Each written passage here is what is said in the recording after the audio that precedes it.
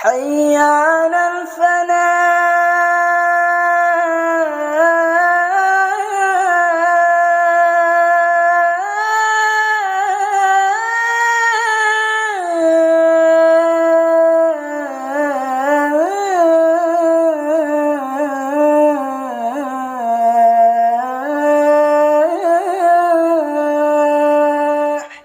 Bismillahirrahmanirrahim. Assalamualaikum warahmatullahi wabarakatuh.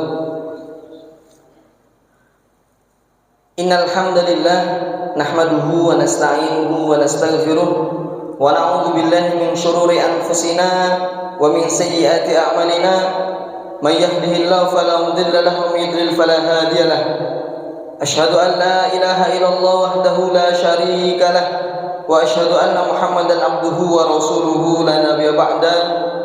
Allahumma shalli wa sallim ala nabiyyina Muhammadin wa ala alihi wa ashabihi wa man tabi'ahum bi ihsanin ila yaumiddin.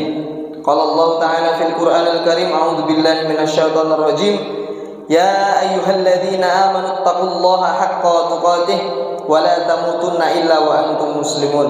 Wa qala aidan ya ayyuhan nasu taqu rabbakumul ladzi khalaqakum min nafsin wahidah wa khalaqa minha zawjaha wa batha minhuma rijalan katsiran wa nisaa'a wattaqullaha alladzi tasaaluna bihi wal arham innallaha kana 'alaikum raqibah.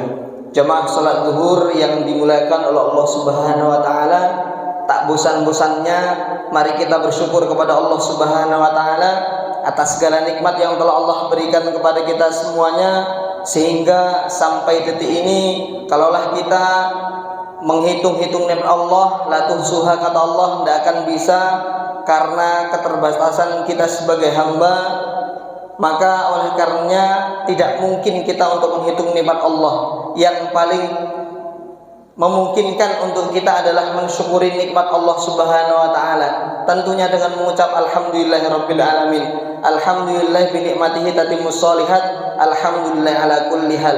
Seluruh dalam kondisi apapun tetap kita mensyukuri nikmat Allah Subhanahu wa taala, karena itu adalah bentuk daripada upaya kita sebagai hambanya Allah Subhanahu wa taala yang menyadarkan diri kita bahwasannya ternyata sesuatu yang terjadi kepada kita tidak lepas dari takdir Allah Subhanahu wa taala.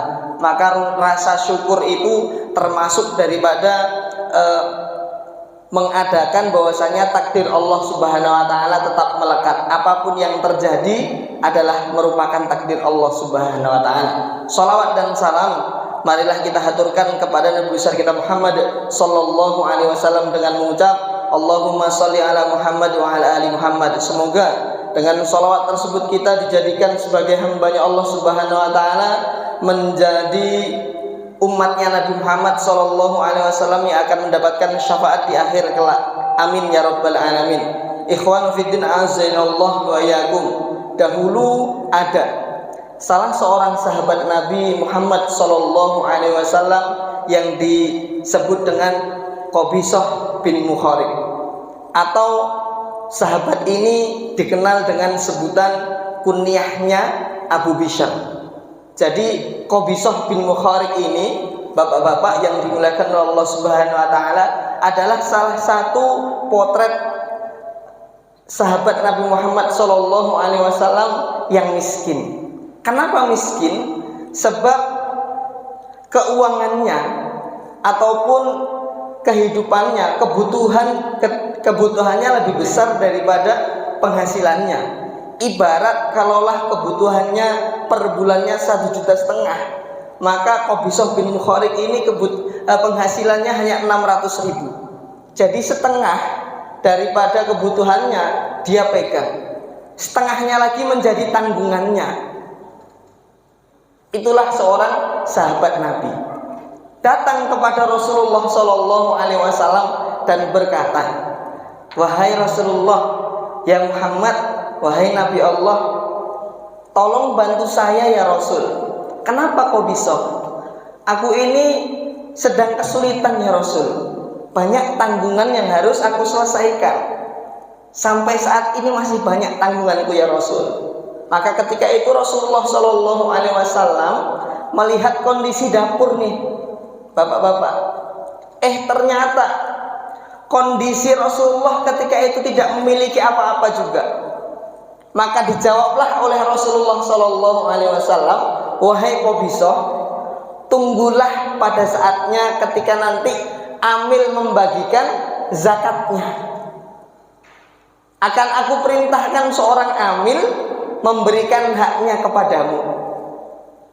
Maka ketika itu Qabisah bin Mukharib atau yang dikenal dengan Abu Bishr ingin hendak pergi meninggalkan Rasul. Kenapa pergi? Sudah mendapatkan jawaban. Alhamdulillah dapat solusi. Dapat solusi dari Rasulullah Shallallahu Alaihi Wasallam. Tanggungannya yang begitu berat menurut dia, yang keluarganya itu sangat banyak, datang kepada Rasul dapat solusi. Ketika beberapa langkah ingin meninggalkan Rasul, maka Rasulullah Shallallahu Alaihi Wasallam memanggil kembali, wahai Qabisah, wahai Abu Bishr, sini, kembali ke sini. Maka Abu Bishr, Qabisah bin Mukharib, balik lagi ketemu Rasul. Ada apa ya Rasul? Wahai Qabisah, sesungguhnya meminta-minta itu tidak diperbolehkan oleh Allah Subhanahu wa taala kecuali hanya dalam 3 kondisi, wahai Abu Qabisah, wahai Qabisah. Maka Rasulullah Shallallahu Alaihi Wasallam menjelaskan 3 kondisi ketika seseorang dibolehkan untuk meminta-minta. Maka yang pertama adalah seseorang yang memiliki tanggungan yang sangat besar kepada orang lain. Maka orang yang memiliki banyak tanggungan ini diperbolehkan untuk meminta-minta sampai dengan batas tanggungannya selesai, ataupun tidak berlebihan, tidak lagi disimpan olehnya. Jadi selesai tanggungannya, ya sudah, sampai batas di situ dia boleh untuk meminta-minta. Yang kedua, kata Rasulullah Shallallahu Alaihi Wasallam, adalah seseorang boleh meminta-minta ketika dia ditimpa musibah atau kecelakaan, sehingga dengan musibah tersebut harta yang dimilikinya habis total, tuntas, tidak ada. Misalkan kebakaran, sehingga dengan meminta kepada saudaranya dia mendapatkan kehidupan yang layak. Yang ketiga, kata Rasul, seseorang boleh untuk meminta-minta ketika dia memang benar-benar menjadi seorang yang miskin. Maka syaratnya ketika orang ini bisa disebut miskin ketika datang 3 orang dari daerah tersebut, yang mana orang tersebut adalah seseorang yang amanah, adil, dapat dipercaya, dapat dimintai pertanggungjawaban, menyatakan bahwa si fulan adalah benar-benar miskin. Para ulama menjelaskan tentang definisi miskin, bahwa ketika tanggungannya lebih besar daripada penghasilan, 50% dari tanggungannya, penghasilannya, maka orang ini disebut dengan miskin. Berbeda dengan fakir. Fakir kata ulama lebih parah daripada si miskin. Maka ketika itu Qabisah bin Mukharib atau yang disebut dengan Abu Bishr ketika itu ingin meninggalkan Rasulullah. Oh iya ya Rasul, terima kasih atas nasihatnya. Kemudian Rasulullah Shallallahu Alaihi Wasallam menyatakan, ya Qabisah, sesungguhnya ketika engkau meminta-minta lepas dari 3 hal tersebut, sesungguhnya engkau telah dilarang oleh Allah Subhanahu wa taala. Jika engkau tetap nekat untuk meminta-minta selain dari 3 hal tersebut, engkau telah memakan sesuatu yang haram, memasukkan perkara yang haram di dalam perutmu. Ikhwan fiddin a'azzanallahu wa iyyakum. Maka Allah Subhanahu wa taala memberikan penjelasan kepada kita semua, memotivasi kepada kita semua agar kita diperintahkan oleh Allah Subhanahu wa taala untuk selalu bekerja. Amal dan amal, bekerja dan bekerja. Allah Subhanahu wa taala berfirman dalam surat At-Taubah ayat 105. A'udzubillahi minasyaitonir rajim. Wa qul i'malu fasayarallahu amalakum wa rasuluhu wal mu'minun. Dan katakanlah, bekerjalah kalian, niscaya Allah Subhanahu wa taala akan melihatmu. Rasulullah akan melihatmu dan kaum mukminin itu akan melihatmu. Kalaulah kamu adalah orang yang sebetul-betul bekerja mencari nafkah, bergerak untuk mencari sesuatu yang dapat menghasilkan. Fasatarudduna ila alimil ghaibi wasyahadah, dan sesungguhnya engkau akan dikembalikan kepada Allah Subhanahu wa taala yang Maha mengetahui tentang perkara yang gaib dan yang nampak. Fayunabbiukum bima kuntum ta'malun, maka Allah Subhanahu wa taala akan mengabarkan semuanya itu kepada kalian semua. Ikhwan fillah azanallahu wa iyyakum, Allah Subhanahu wa taala mengajarkan kepada kita untuk selalu bekerja dan bekerja. Tidak boleh untuk meminta-minta. Maka Rasulullah Shallallahu Alaihi Wasallam memotivasi kita, al-yadul ulya khairum min yadis sufla.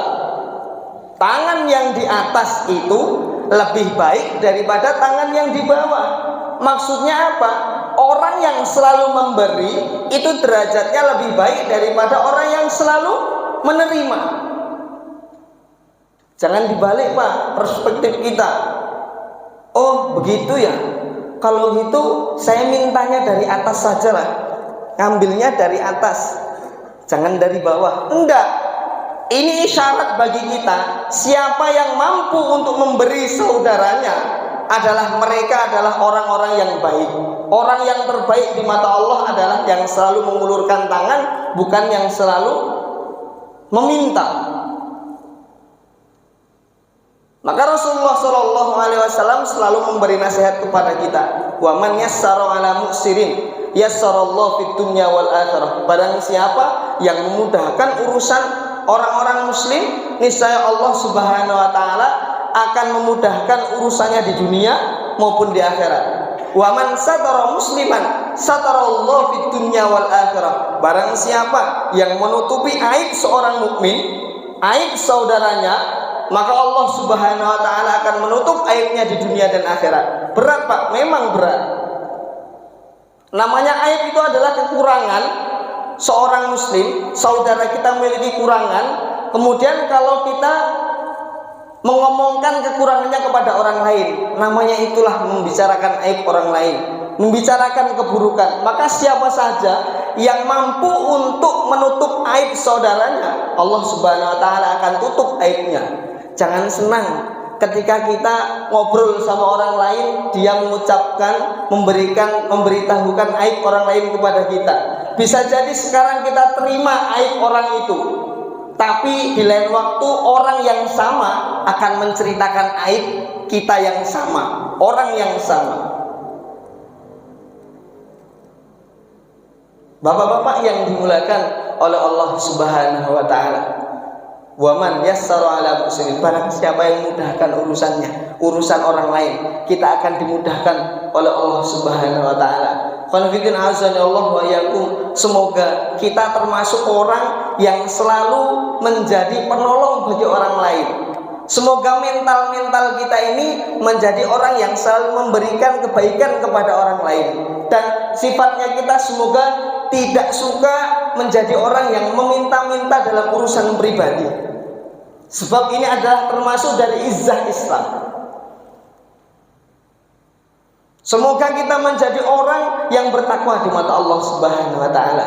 Qanfiddin azanallahu wa iyyakum, semoga yang sedikit ini mampu memberikan kita motivasi yang sangat besar agar kita tetap selalu semangat dalam urusan apapun, terlebih dalam mencari ma'isyah untuk keluarga.